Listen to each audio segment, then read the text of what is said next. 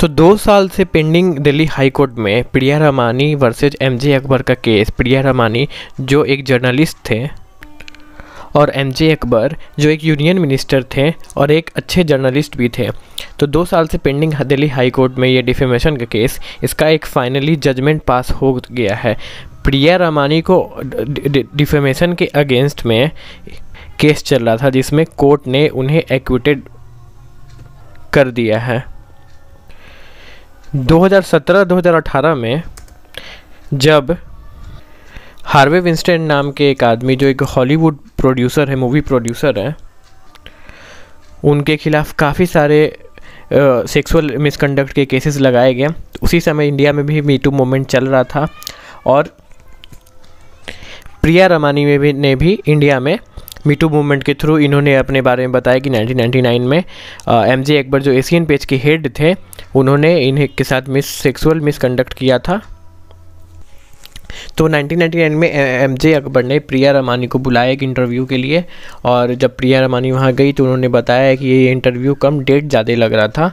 और इन्होंने फिर बाद में एक वोग मैगज़ीन, उसमें to the Harvey Weinstein of the world के नाम से इन्होंने एक आर्टिकल छापा।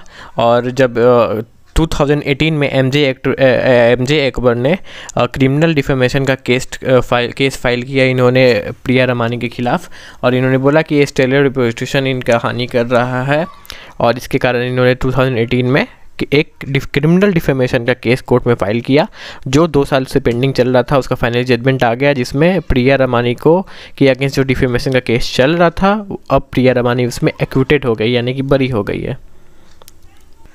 और कोर्ट ने जजमेंट पास करते वक्त उन्होंने बताया कि कोर्ट ने बोला कि एक आदमी जिसका सोशल स्टेटस चाहे कितना भी बड़ा हो, वो भी सेक्सुअल हरासमेंट कर सकता है।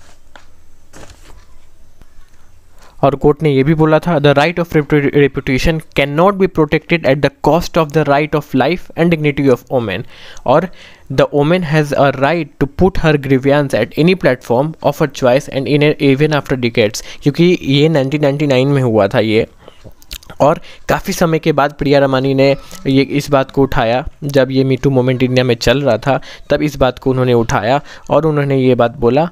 तब कोर्ट ने बोला कि the women has a right, यानी कि वुमेन के पास राइट है to put her grievance at any platform, किसी भी प्लेटफॉर्म पे अपने ग्रीवियंस के बारे में डाल सकती है, ऑफर चॉइस जिसका उस चॉइस है, इवन आफ्टर डिकेड्स, यानी कि 10 साल 20 साल 30 साल 40 साल बाद जब कभी मन करे तो वो कर सकती है।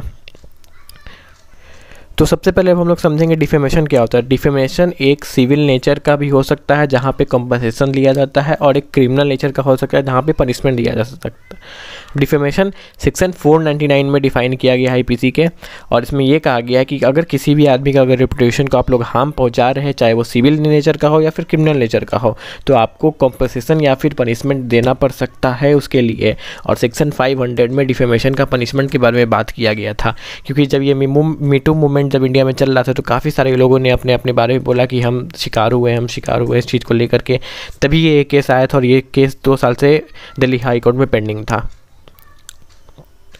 अगर वीडियो पसंद आई तो वीडियो को लाइक जरूर कीजिएगा, शेयर जरूर कीजिएगा, कमेंट जरूर कीजिएगा, और चैनल को सब्सक्राइब करके बेल आइकन जरूर प्रेस कीजिएगा, ताकि आने वाली जितने भी सारे भी अपडेटेड है लॉ से रिलेटेड सारे चीज़ का आपको अपडेट टाइम्स लॉ पे मिलता रहे।